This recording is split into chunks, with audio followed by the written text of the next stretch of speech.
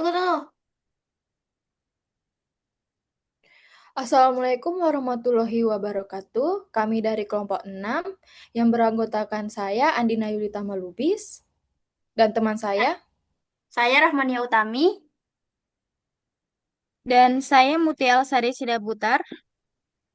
Di sini kami akan mempresentasikan tugas besar kami yaitu menganalisis dan memahami kebiasaan penggunaan smartphone pada remaja. Di sini penelitian ini bertujuan untuk memahami pola penggunaan smartphone mahasiswa serta menganalisis bagaimana penggunaan smartphone dapat mempengaruhi aspek-aspek penting seperti IPK, kualitas tidur, kecemasan, dan konsentrasi. Analisis dilakukan melalui beberapa tahap, yaitu Pre-processing data, memahami pola penggunaan smartphone yaitu understanding, analisis statistik yaitu EDA, analisis korelasi, regresi linear, clustering pola penggunaan smartphone, dan kesimpulan. Dataset berasal dari hasil kuesioner mahasiswa dan ini selanjutnya bakal dijelaskan oleh teman saya yaitu Mutia.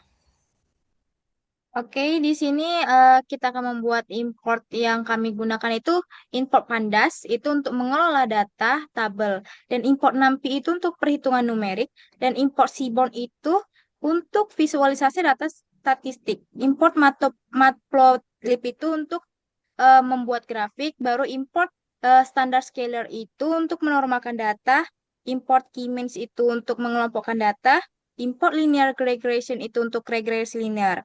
Di sini kami akan memanggil data setnya itu dengan pd.readCSV dengan data.csv. Dapat eh, terlihat seperti ini data-datanya. Dan selanjutnya saya akan menampilkan datasetnya terlebih dahulu. Baru saya itu menggunakan hapus seluruh baris yang isinya nol atau kosong. Baru eh, standarisasi ejaan. Setelah itu menghapus beberapa kolom yang tak diperlukan. Baru saya itu konversi jam penggunaan ponsel ke angka seperti fungsi yang terlihat.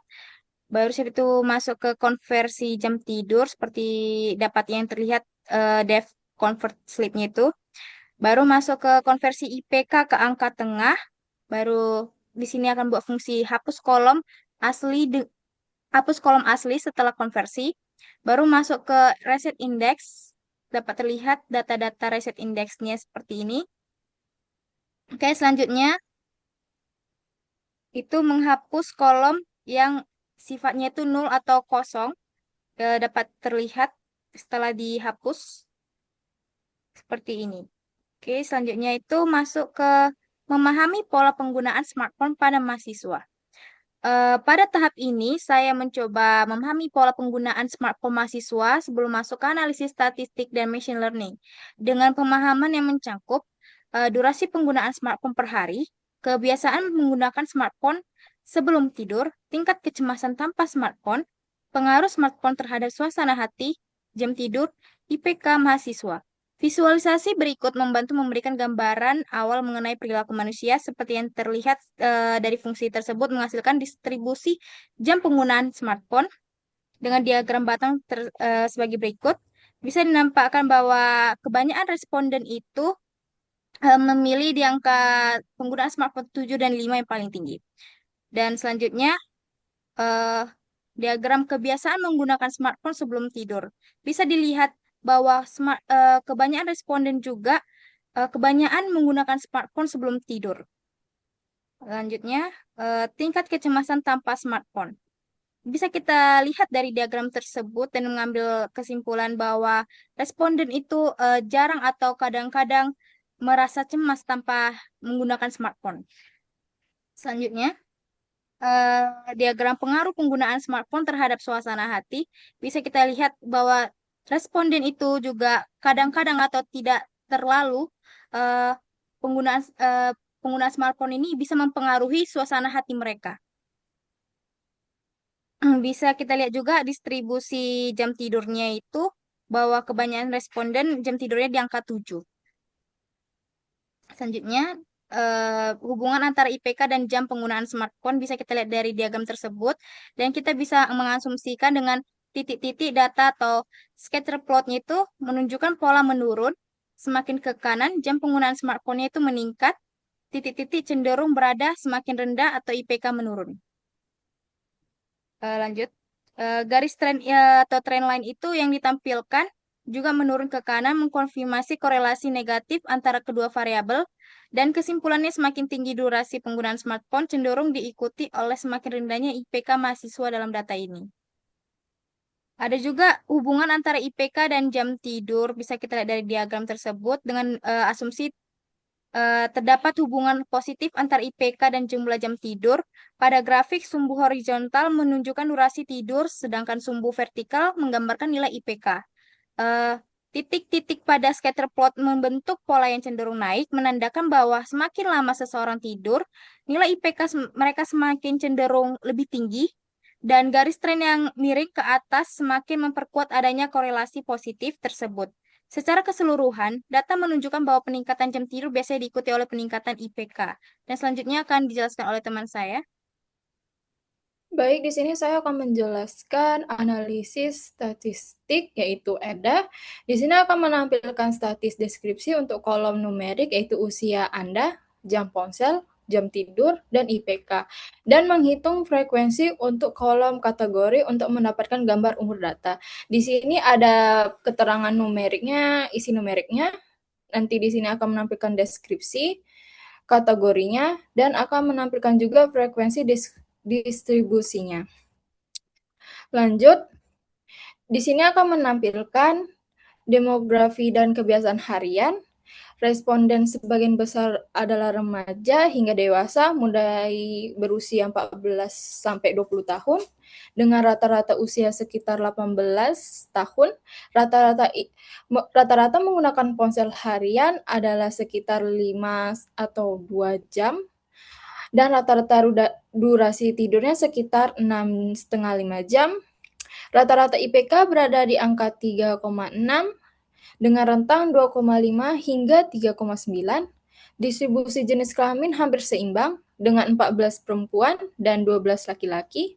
Dampak dan kebiasaan penggunaan ponsel, mayoritas mahasiswa berumur berisi 15 dari 26 merasa sulit berhenti menekan ponsel meskipun memiliki tugas akademik. Kecemasan terkait tidak memiliki ponsel sering dialami oleh 11 responden, sementara 12 lainnya jarang merasa cemas. Penggunaan ponsel memengaruhi suasana hati. Kadang-kadang, bagi sebagian besar responden, sebagian 23 dari 26 mahasiswa melaporkan sering menggunakan ponsel sebelum tidur. Penggunaan ponsel dilaporkan mengganggu konsentrasi saat kuliah atau mengerjakan tugas oleh 15 mahasiswa. Sebagian besar mahasiswa sering menggunakan ponsel untuk aktivitas akademik.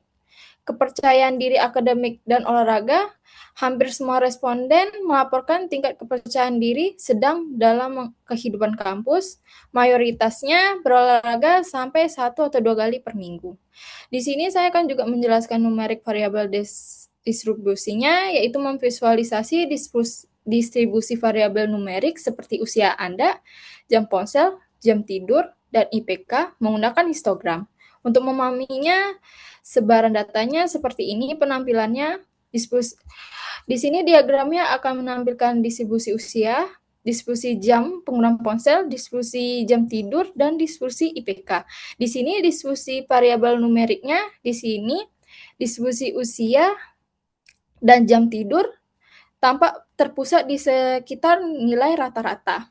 Sedangkan jam ponsel dan IPK menunjukkan sedikit kemencengan dan kecenderungan responden melaporkan penggunaan ponsel yang lebih tinggi dan IPK lebih tinggi juga. Lanjut, di sini ada analisis korelasi, membuat heat map untuk semua variabel numerik yang relevan untuk mengidentifikasi hubungan linear antar variabel.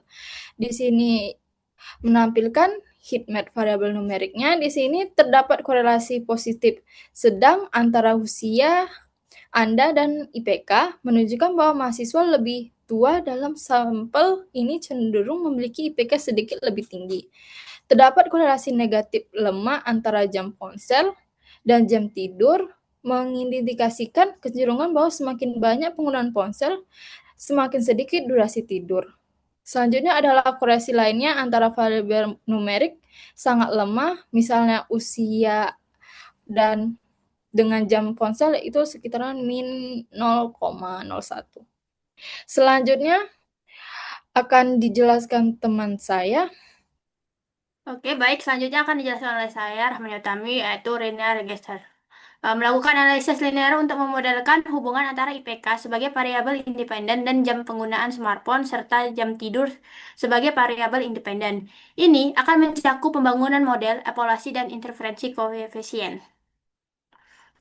Nah, bisa kita lihat di sini, eh koefisien jam ponsel itu ada di 0,0024. Koefisien ini positif.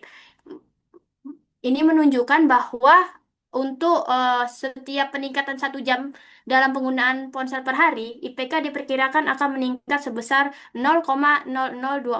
Asumsi jam tidur jika tetap konstan. Namun, nilai yang sangat kecil ini mengindikasikan bahwa pengaruh jam ponsel terhadap IPK adalah minimal atau hampir tidak ada dalam model ini.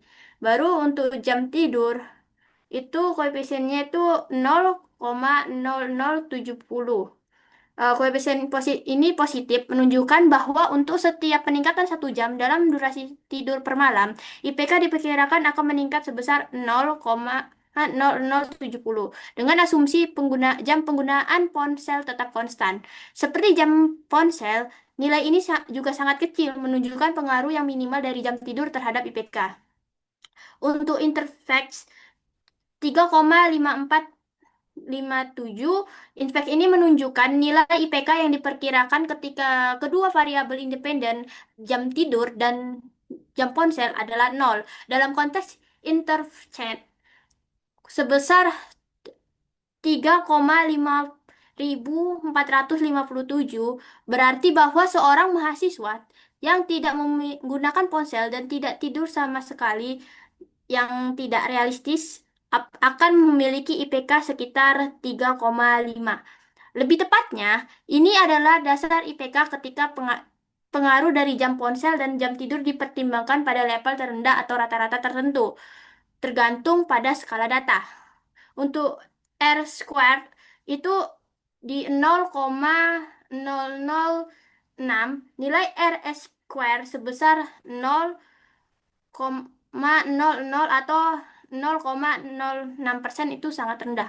Ini berarti bahwa hanya sekitar 0,6% dari variasi dalam IPK mahasiswa dapat dijelaskan oleh model regresi linear yang menggunakan jam ponsel dan jam tidur sebagai prediktor.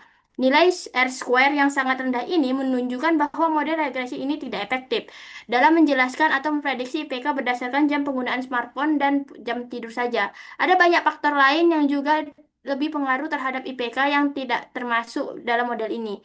Kesimpulannya, berdasarkan analisis regresi nilai ini, baik jam penggunaan ponsel maupun jam tidur memiliki pengaruh yang sangat kecil dan tidak signifikan secara praktis terhadap IPK mahasiswa dalam dataset ini. Model ini hanya mampu menjelaskan sebagian kecil variasi IPK, menunjukkan bahwa variabel lain yang tidak dipertimbangkan dalam model ini kemungkinan besar lebih berperan dalam menentukan IPK. Lanjut kita melakukan clustering. Nah, untuk mempersiapkan data untuk analisis clustering, ini akan melibatkan seleksi fitur yang relevan dengan penggunaan pola smartphone. Misal itu jam ponsel, kebiasaan sebelum tidur, kecemasan tanpa ponsel, dan lain-lain. Baru encoding variabel kategorikal dan scaling variabel numerik. Baru nih, sekarang setelah fitur-fitur kategorikal itu diubah menjadi one hot encoding. Saya akan menggabungkan dengan fitur-fitur numerik untuk membentuk sebuah data frame lengkap yang akan digunakan dalam proses clustering. Langkah ini diperlukan sebelum melakukan proses scaling pada data. Oke, sekarang data untuk proses clustering digabungkan. Saya akan menganalisis standar scalar dan menerapkan pada DF Force clustering untuk menormalkan seluruh fitur. Langkah ini sangat penting dalam algoritma clustering karena memastikan bahwa fitur dengan skala nilai yang lebih besar dan tidak mendominasi perhitungan jarak. baru perform key means clustering. Di sini kami menerapkan algoritma key means clustering pada data yang telah diproses untuk mengidentifikasi kelompok-kelompok atau klaster mahasiswa dengan pola penggunaan smartphone yang serupa. Langkah pertama dalam melakukan key means clustering adalah menentukan jumlah klaster yang optimal. Saya akan menggunakan metode Elbow dengan menghitung nilai inertia untuk rentang jumlah klaster dari 1 hingga 10. Kemudian menyimpan dalam sebuah list data tersebut nantinya akan digunakan untuk membuat plot. Oke, sekarang setelah nilai inertia dihitung untuk berbagai jumlah klaster, saya akan membuat plot untuk memvisualisasikan titik-titik elbow dan menentukan jumlah klaster yang optimal untuk K-means. Ini kita bisa lihat untuk plotnya ya. Oke, berdasarkan plot elbow, saya akan memilih 3 sebagai jumlah klaster untuk menganalisasi dalam melatih model K-means. Pemilihan ini dilakukan dengan membuat titik di mana penurunan inertia mulai melambat secara signifikan. Setelah model dilatih, saya akan menambahkan label klaster yang dihasilkan sebagai kolom baru pada data frame DF for clustering. Ini adalah hasil clusteringnya. Oke, untuk ini kita akan memvisualisasikan hasil clustering kita dan menganalisis karakter masing-masing cluster untuk memahami perbedaan pola penggunaan smartphone antar kelompok mahasiswa. Langkah pertama adalah menghitung nilai rata-rata dari semua fitur untuk setiap cluster guna memahami kecenderungan pusat dari masing-masing kelompok. Hal ini akan memberikan profil ringkas untuk setiap cluster, mencakup fitur numerik maupun fitur kategorikal setelah diubah menjadi one hot encoding. Setelah nilai rata-rata untuk setiap klaster dihitung, saya akan membuat bar plot untuk fitur-fitur kunci guna memvisualisasikan perbedaan dan kesamaan antar klaster, sehingga karakteristik masing-masing klaster lebih mudah diinterpretasikan. Saya akan memilih fitur-fitur yang menunjukkan potensi variasi antar klaster, seperti penggunaan ponsel, durasi tidur, IPK, dan perilaku terkait lainnya. Ini adalah diagram-diagramnya per klaster. Oke, untuk analisisnya itu berdasarkan nilai rata-rata dan visualisasi bar plot, kita dapat mengidentifikasikan karakteristik unik untuk setiap klaster. Ada klaster 0 itu di mana mahasiswa penggunaan moderat dan perhatian terhadap nilai akademik. Usia rata-ratanya itu sekitar 18,64 tahun. Eh, Jam penggunaan ponselnya itu rata-rata di 4,86 jam per hari, merupakan nilai terendah di antara klaster lain. Baru untuk jam tidur mereka itu rata-rata di 6,29 jam, yang juga merupakan nilai moderat. Untuk IPK rata-rata itu ada di 3,56, sedikit di bawah klaster 2 tetapi lebih tinggi dari klaster 1. Untuk sulit berhenti ponselnya itu sekitar 50% itu merasa sulit berhenti, moderat dibandingkan klaster lainnya. Untuk kecemasannya itu profesinya itu tertinggi, merasa cemas atau sering, tetapi tidak ada yang sangat sering. Untuk penggunaan ponsel, apakah dia mempengaruhi suasana hati? Itu nggak ada yang melaporkan sering terpengaruh. Sekitar 3,7% itu mengatakan tidak terpengaruh. Oke, untuk penggunaan ponsel sebelum tidur itu sangat tinggi. Itu sekitar 92,86% menggunakan ponsel sebelum tidur. Nah, untuk olahraga, ada proporsi yang berolahraga 3 sampai 4 kali seminggu. Tetapi tidak ada yang lebih dari 4 kali dan tidak ada yang tidak pernah. Untuk konsentrasi, itu sekitar 50% itu terganggu konsentrasinya saat kuliah atau mengerjakan tugas. Untuk ponsel untuk akademik, itu 100% itu sering menggunakan ponsel untuk akademik. Namun tidak ada yang sangat sering. Baru untuk karakteristik umum klaster 0, Mahasiswa di klaster ini cenderung memiliki penggunaan ponsel yang moderat dengan kebiasaan tidur yang cukup. Meskipun mereka memiliki kepedulian terhadap akademik dan sering menggunakan ponsel untuk tujuan akademik, setelah mereka merasa sulit berhenti dan konsentrasi mereka terganggu. Tingkat kecemasan mereka terhadap ponsel cukup tinggi, namun tidak ekstrim. Baru ada klaster satu, di mana mahasiswa pengguna berat dan resiko kesehatan lebih tinggi. Itu rata-rata di usia 17,25 tahun, itu termuda di antara semua klaster. Untuk jam penggunaannya mereka itu rata-rata di 7 jam, yang tertinggi di antara klaster, menunjukkan pengguna yang sangat berat. Untuk jam tidur itu rata-rata di 7,5 jam. Untuk nilai yang tertinggi yang mungkin karena penggunaan ponsel setelah batas waktu yang ideal, misalnya sebelum tidur. Untuk IPK rata-rata dari mereka itu terendah di antara ketiga klaster yaitu 3,48. eh, untuk tingkat sulit berhenti menggunakan ponsel itu proporsi tertinggi yaitu 75%. Itu merasa sangat sulit berhenti menggunakan ponsel. Baru ada kecemasan tanpa ponsel. Itu proporsi tertinggi, merasa sangat cemas. Itu 0,5.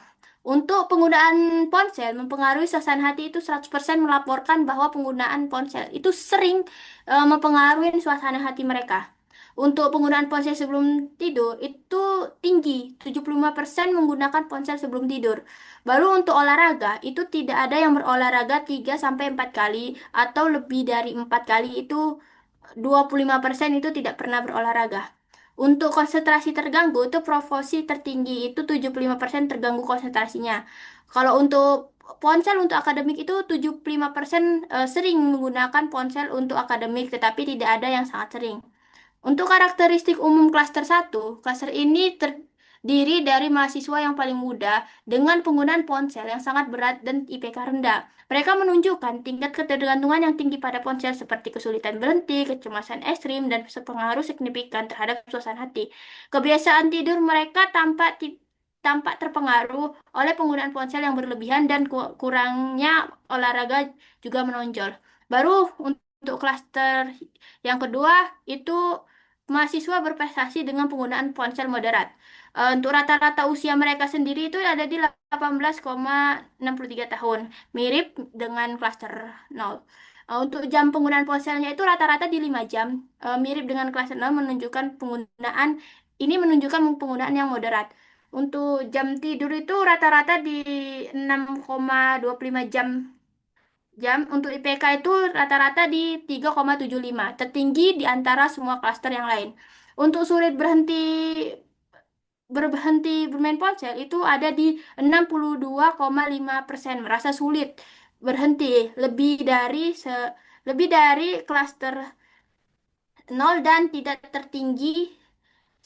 setinggi klaster satu. Untuk kecemasan tanpa ponsel itu tidak ada yang sangat sering cemas. Sekitar 50% itu sering cemas.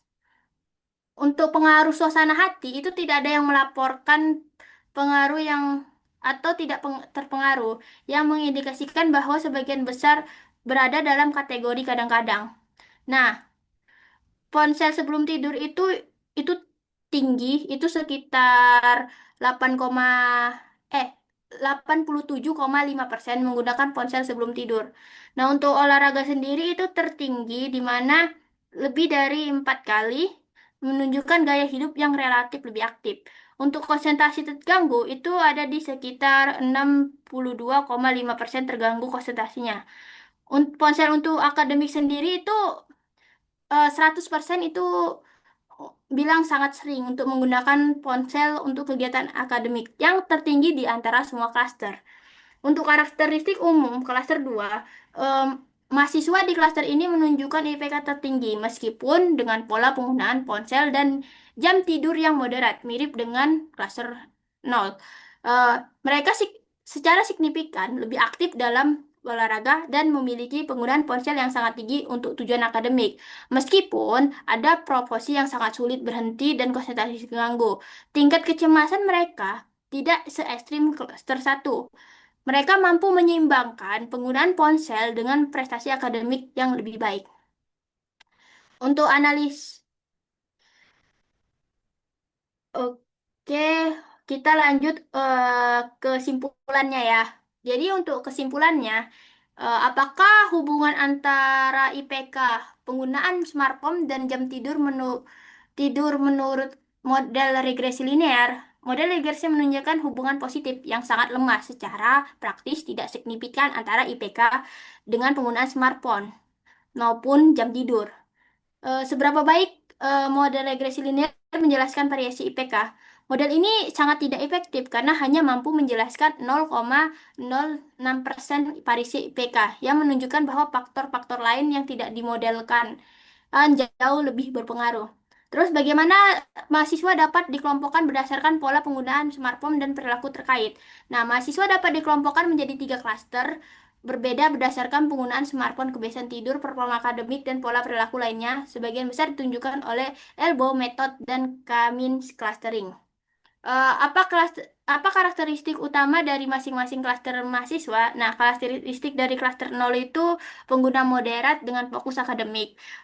Dengan penggunaan ponsel terendah yaitu 4,86 jam, tidur moderat 6,29 jam, IPK moderat dengan 3,56 dan penggunaan ponsel sebelum tidur sangat tinggi, itu sekitar 92,86% dan 100% itu sering menggunakan ponsel untuk kegiatan akademik. Baru untuk klaster satu itu penggunaan berat dan resiko kesehatan lebih tinggi. Penggunaan ponsel tertinggi itu ada di 7 jam dengan IPK terendah 3,48 dengan tingkat kesulitan berhenti menggunakan ponsel tertinggi yaitu 75%. Kecemasan tanpa ponsel paling tinggi dan 100% melaporkan ponsel sangat mempengaruhi suasana hati dan frekuensi olahraga paling rendah.